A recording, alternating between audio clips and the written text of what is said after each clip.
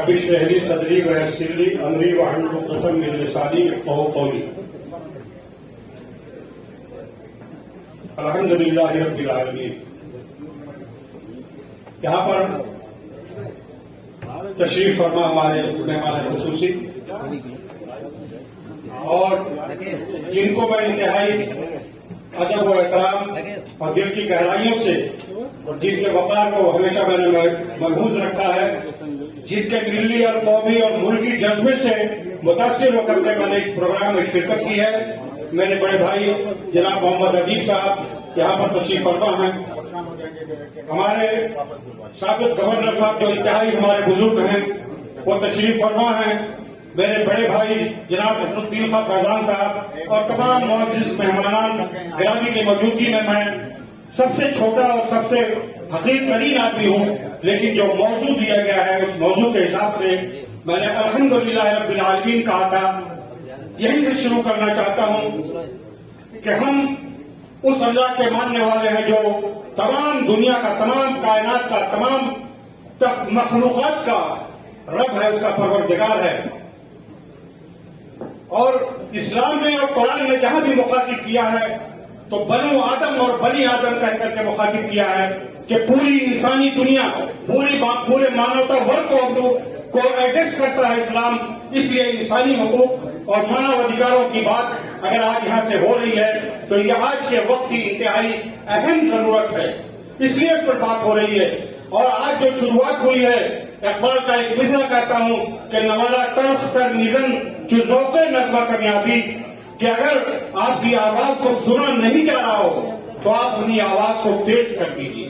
شاید اسی آواز کو تیز کرنے کے مقصد سے آج کے اس پروگرام کا انعقاد کیا گیا ہے. انسانی حقوق کے تعلق سے اسلام اور قرآن کے نظریات کو بیان کرنے کا وقت نہیں ہے، لیکن حضرت عمر فاروق کے زمانے میں ایک عظیم جنگ لڑی جا رہی تھی. سعد بن وقاص کو آپ نے نصیحت کی تھی کہ جو قیدی بنا کر لائے جائیں ان قیدیوں کو آرام دے اور نرم بستر دینا، انہیں اچھے کھانے دینا.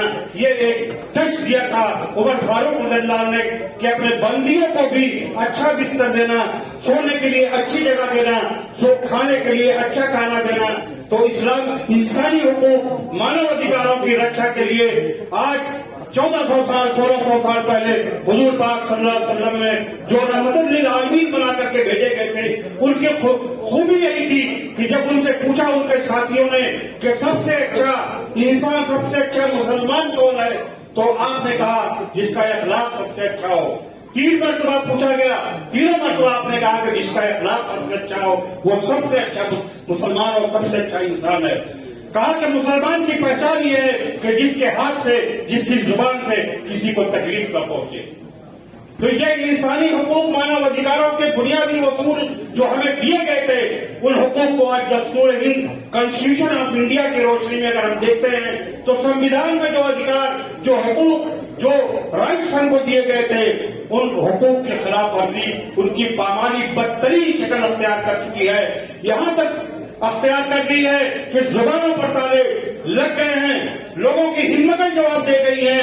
اور اسی ماحول کو دیکھتے ہوئے کسی نے کہا تھا کہ بڑے شوق سے میرا گھر جلا، کوئی آنچ مجھ پہ نہ آئے گی، یہ زبان کسی نے خرید لی، یہ قلم کسی کا غلام ہے.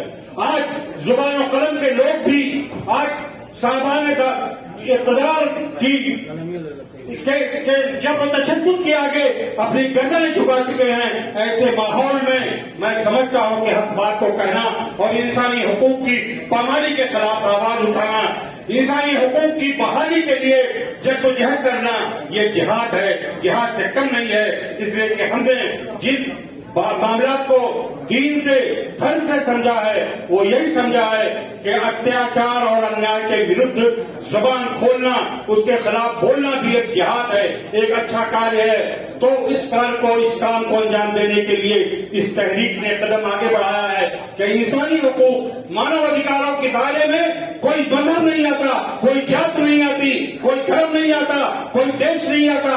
मानव अधिकारों की खिलाफ वर्जी, उसकी पामाली, उसका इस्तेसाल जहां कहीं भी होगा, ये तंजीम और ये तहरीक उसके खिलाफ आवाज उठाएगी।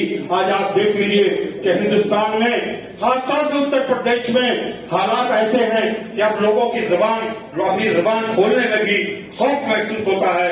ऐसे माहौल में काबिल मुबारकबाद है जनाब मोहम्मद अदीब साहब और उनके सारे हम सफर, जिन्होंने ऐसे माहौल में जबर तशद्दुद के खिलाफ खड़े होकर के इंसानी हुकूक की पामाली के खिलाफ एक आवाज उठाई है, एक तहरीक चलाने का काम किया है। हम शाना बशाना आपके साथ, कदम ब कदम आपके साथ, आपकी तहरीक में आपके साथ हैं और हम अपील करते हैं, क्योंकि वक्त कम है।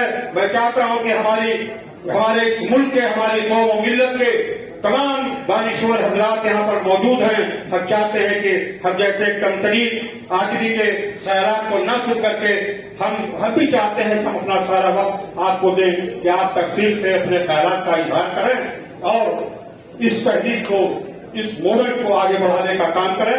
मैं इस तहरीक के तमाम जिम्मेदारान का दिल की गहराइयों से, खुसूसन आजम बेग साहब, अपने छोटे भाई साजिद आसमी साहब, मोहम्मद अजहर, जो मेरे छोटे भाई साहब हैं, जिन्होंने इस तहरीक में, पप्पू यादव, जिन्होंने, मैं कहता हूं, जो रूह रवा हैं, इन लोगों ने मिल करके इस तहरीक को आगे बढ़ाने के लिए आजमगढ़ में आज की इस कॉन्फ्रेंस का इनेकाद किया है, उसके लिए वो मुबारकबाद के मुस्तहिक हैं। आप तमाम आए हुए मेहमानों का दिल की गहराइयों से इस्तकबाल करते हुए मैं अपनी बात को खत्म करता हूं इस शेर के साथ कि रगों में जो भी लहू है तेरी अमानत है, जहां जहां हो जरूरत वसूल कर लेना।